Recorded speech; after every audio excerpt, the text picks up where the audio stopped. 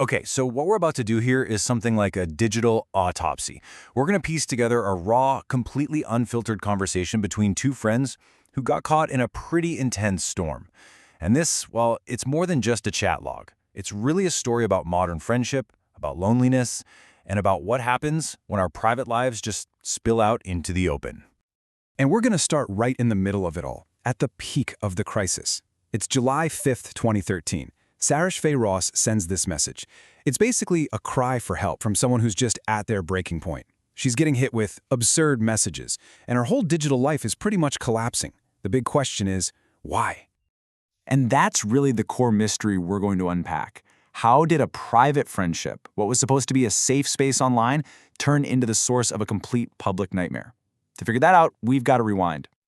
So our story really has a few parts, and the first one we're calling a friendship under siege. This is where we're going to see how this private bond between two people was just pushed to its absolute limit, and not just by their own personal stuff, but by these outside forces that they could have never, ever seen coming.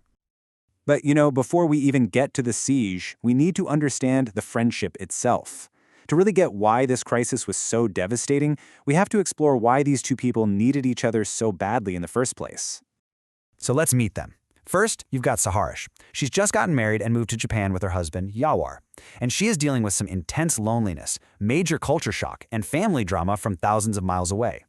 Then you have Irfan. He's also newly married, but he's in Pakistan. He's trying to figure out his new marriage to his wife, Sidra, all while dealing with heavy family pressure, money worries, and just the weight of what's expected of him.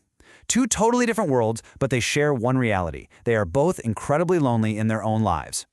And this quote, wow, it just perfectly captures how Sahrish was feeling. There's so much loneliness here, my heart wants to fly back.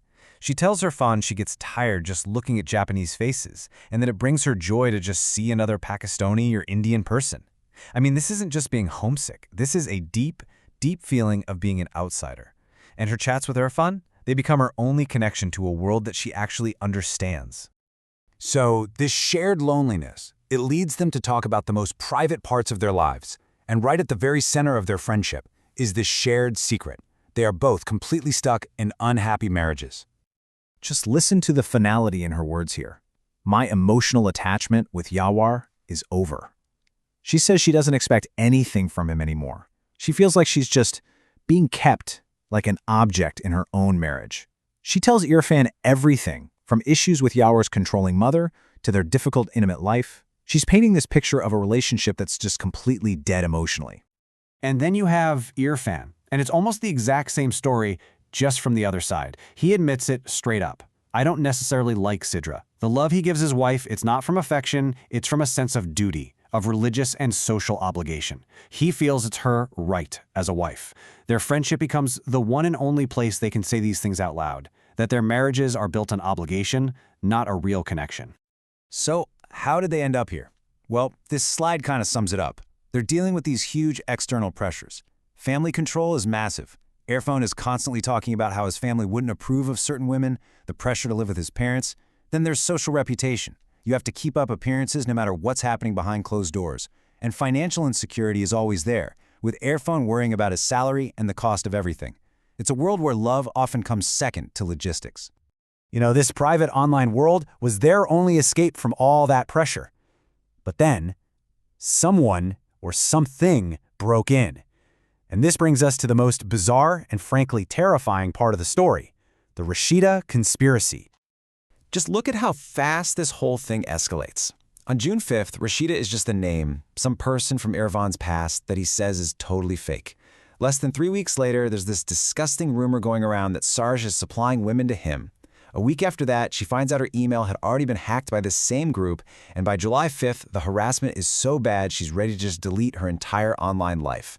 In 1 month, a digital ghost becomes a very real threat. And you can just feel the paranoia here, the total helplessness in this message. I feel like they've hijacked all of Facebook. Everyone is from this Rasheeda group. Can you imagine? For Sahrish, all alone in Japan, it must have felt like the entire world was ganging up on her. Her one safe space was gone. And this wasn't just some online drama, This digital attack started to have very real consequences. And as we're about to see, the solutions that were available to them were, well, they were just heartbreakingly useless. So what does Sahrish's husband, Yawar, say when she tells him about all this harassment? He just calmly said to make a new ID. I mean, think about that. Her identity, her friendships, her entire social world is being attacked, and the advice she gets is to just start over, like it's nothing. It just shows this complete disconnect, this failure to understand how real our online lives actually are. And you can just feel Irfan's guilt and helplessness here. He apologizes. He knows she's hurting because of his past. But all he can really say is, our times are bad right now. It's like he's admitting that they're both caught in something way bigger than them, a storm that they can only hope to ride out together. So where does this leave us? There's no neat bow on this story, no clear victory, no happy ending. Instead, we're just left with this really fragile sense of hope and a look towards a very uncertain future. Right in the middle of all the chaos, the hacking, the harassment, Irfan sends this message to Sahrish.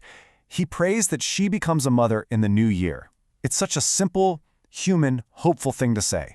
After all that darkness, this one line just speaks volumes about their bond. It's a quiet prayer for a better future, for a happiness that must have seemed totally impossible in that moment. It shows that even as their world was falling apart, their friendship somehow was still there. And that's what this all boils down to, isn't it? The conversation between Sahrish and Irfan was meant to be private, but it didn't stay that way. Their story was stolen, twisted, and weaponized against them. It really makes you think. When we pour so much of ourselves, our fears, our secrets into these digital spaces, who really owns that story? And what happens when we lose control of it?